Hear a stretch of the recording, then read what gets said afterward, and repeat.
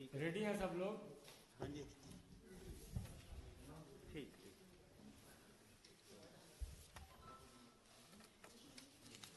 अपने बीच भारतीय जनता पार्टी के माननीय राष्ट्रीय प्रवक्ता श्री गौरव भाटिया जी आपको संबोधित करेंगे।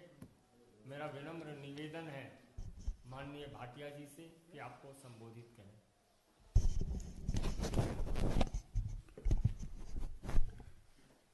मैं धन्यवाद देता हूं श्री संजय मयूख जी का और आप सभी को आभार और धन्यवाद कि आप इतने कम समय में यहां पे उपस्थित हैं। आज की ये प्रेस वार्ता केवल राजनीति के संदर्भ में नहीं है। कल जो हम लोगों ने देखा कि किस तरह से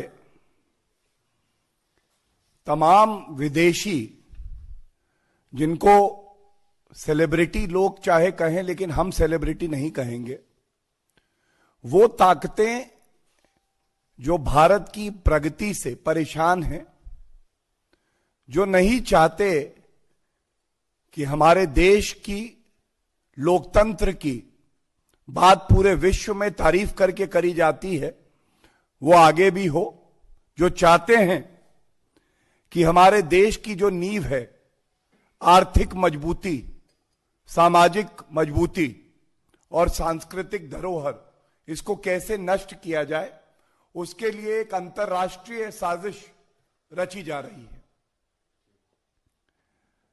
हम सब जानते हैं कि 26 जनवरी गणतंत्र दिवस का दिन हमारे लोकतंत्र के लिए सबसे पवित्र और पावन होता है और इस 26 जनवरी को जिस तरह से एक सुनियोजित साजिश रची गई, हिंसा हुई, उससे हर भारतीय के दिल में पीड़ा हुई। कल एकदम से रिहाना को याद आ गई भारतीय किसान कानूनों की। उसमें हमने देखा किस तरह से ग्रेटा थनबर्ग वो भी बता रही थी कि भारत में लोकतंत्र को कैसा होना चाहिए। और जब आप कोई गलत काम करते हैं, जब आपके पास नीयत साफ नहीं होती है, तो सच बड़ी मजबूती से बाहर आ जाता है। तो एक ट्वीट ग्रेटा थनबर्ग ने डाला जिसमें एक टूल किट थी। यह टूल किट कम थी, अराजकता की स्कूल किट ज्यादा थी। और यह अराजकता की स्कूल किट क्या थी? यह बता रही थी कि किस तरह से भारत में विदेशी ताकतों ने हस्तक्षेप किया कि गणतंत्र दिवस में यहां हिंसा हो। कैसे जो मजबूती भारत ने दिखाई है श्री नरेंद्र मोदी जी के नेतृत्व में, 135 करोड़ भारतीयों की जो ताकत है, कुछ लोगों की आंख की किरकिरी बन गई है।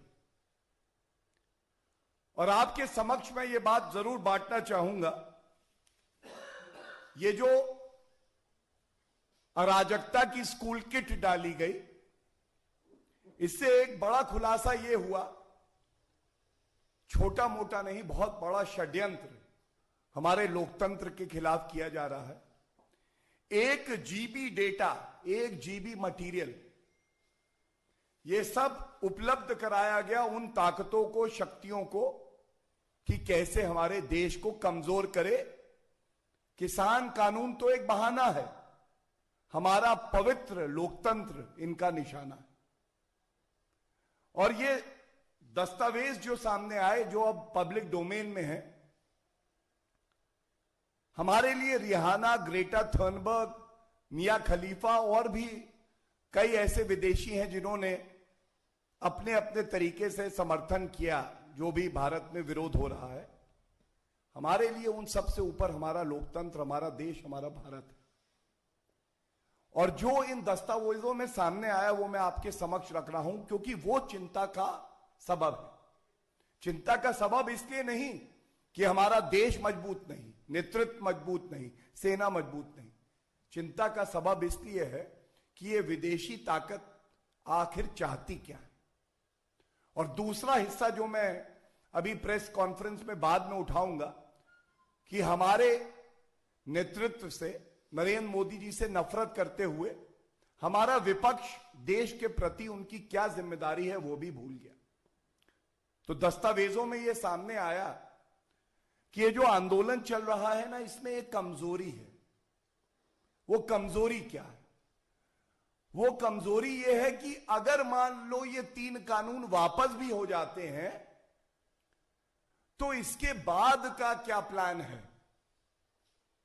मतलब स्पष्ट है कि ये 3 कानून से इन्हें कोई लेना देना नहीं है। जो हमारी आर्थिक ताकत है, हमारी सांस्कृतिक ताकत है, हमारा समाज जो एकजुट होकर रहता है, वो इनको अब अखरने लगा है। और इसीलिए ये विदेशी ताकतें हमारे देश पे हमला कर रही हैं। और जो संगठन सामने आए, उनकी इतनी हैसियत नहीं है कि भारत का नुकसान कर सकें, लेकिन उनके ऐसे कुछ अपवित्र सपने जरूर हैं कि वो भारत को खंडित करेंगे, हमारी संप्रभुता को चोट पहुंचाएंगे। और मैं पुनः कहता हूं कि हमारी ताकत के सामने वो कभी नहीं खड़े होंगे। लेकिन आज इस प्रेस वार्ता के माध्यम से पूरे भारत को यह पता होना चाहिए कि आपसे नफरत करने वाले, जलन करने वाले, आपको चोट पहुंचाने वाली कुछ विदेशी शक्तियां, ये जो किसानों का विरोध चल रहा है, इसका बहाना लेकर एक साजिश कर रही हैं। और मैं ये भी स्पष्ट कर दूं कि भारत में संविधान से देश चलता है, विरोध करना संवैधानिक हक है, लेकिन हमें किसी विदेशी ताकत का सर्टिफिकेट नहीं चाहिए। अपना सर्टिफिकेट आप कहीं और दीजिए।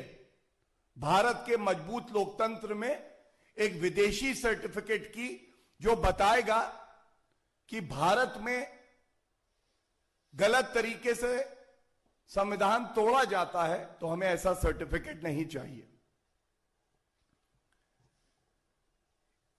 और एक बात मैं और कहूंगा, हमारे जितने भी मतभेद हों, हम लोग आपस में कुछ भी कहें, लेकिन आज ये समय भी आ गया है कि विपक्षी पार्टियों को भी आत्मचिंतन करके अपने गिरबान में झांकना चाहिए। क्या आप सरकार का विरोध करते हुए या श्री नरेंद्र मोदी जी से नफरत करते हुए वो कार्य करेंगे जो विदेशी ताकतें भारत को कमजोर करने के लिए कर रही हैं? कल जब ये ट्वीट आए, ये सारे जो विदेशी लोग हैं, तो उसको और मुखरता से फैलाने वाले, उस पे कमेंट करके ट्वीट करने वाले कोई और नहीं, कांग्रेस पार्टी के ही वरिष्ठ नेता थे।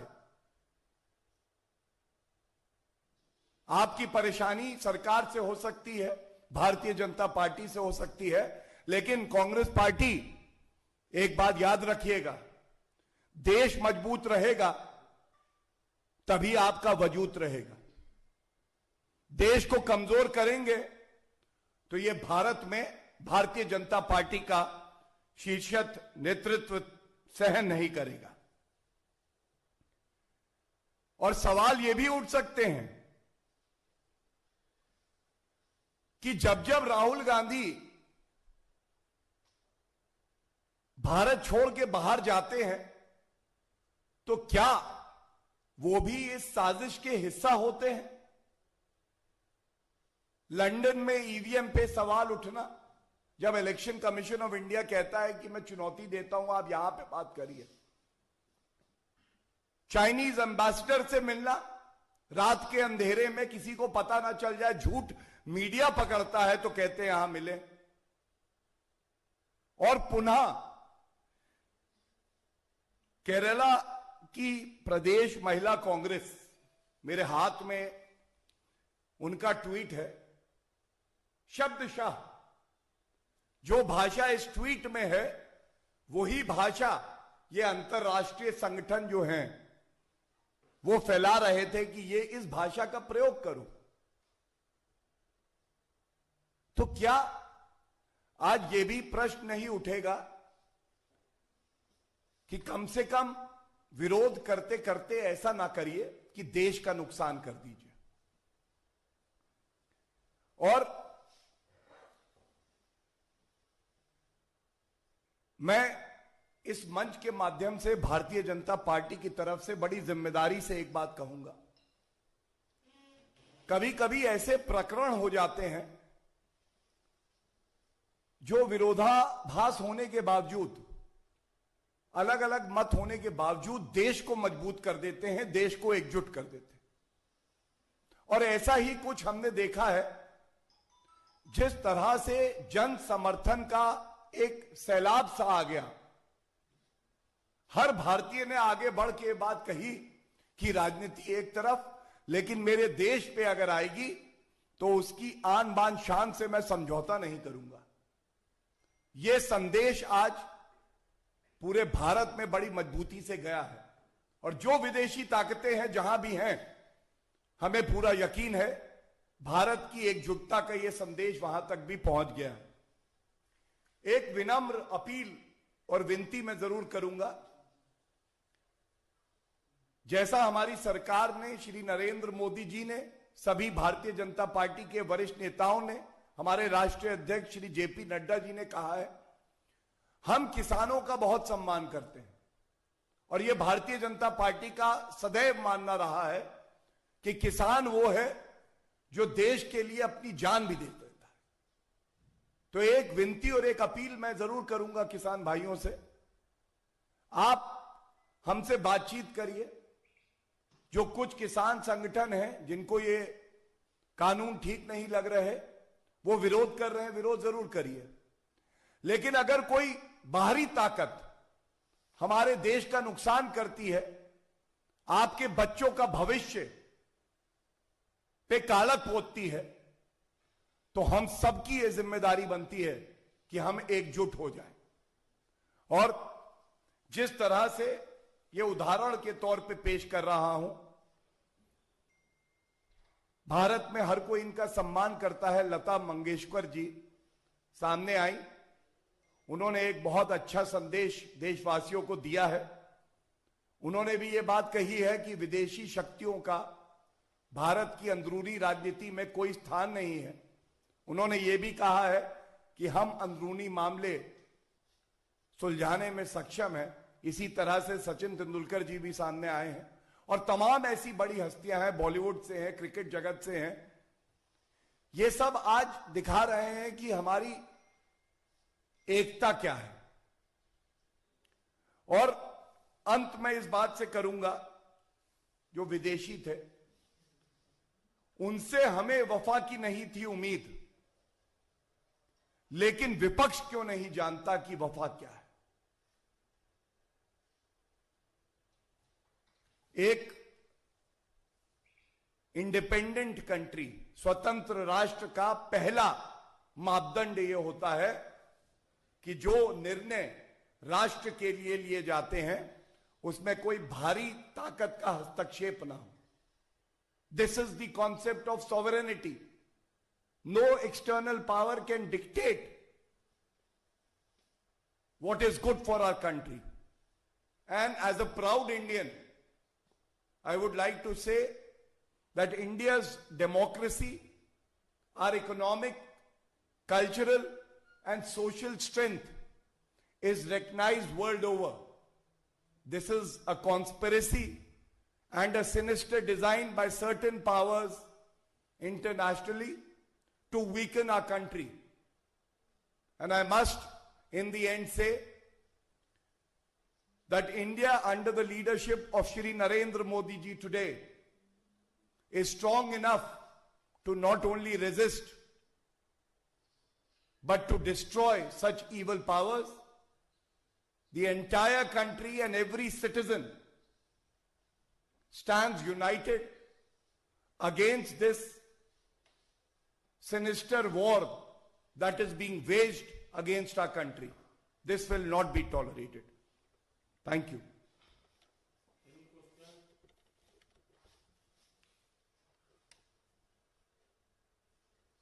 आपने बातचीत की बात का रास्ता किसानों के लिए अभी भी खुला हुआ है। प्रधानमंत्री जी ने खुद कहा कि बातचीत से हम कदम भर दूर हैं, तो फिर बातचीत क्यों नहीं शुरू हो पा रही है? देखिए, जो आज की प्रेस वार्ता का मुद्दा है, मैं उसी पे उत्तर देना चाहूंगा। और किसानों से बातचीत 11 दौर हुई है, आगे भी होती रहेगी। मैं धन्यवाद देता हूं आपने ये प्रश्न किया, लेकिन पुनः कहूंगा, ये देश जब आगे बढ़ेगा तो विभिन्न वर्ग हों, चाहे किसान भाई हों, चाहे मजदूर हों, चाहे कोई और हो, तभी सुरक्षित भी रहेगा, मजबूत भी रहेगा।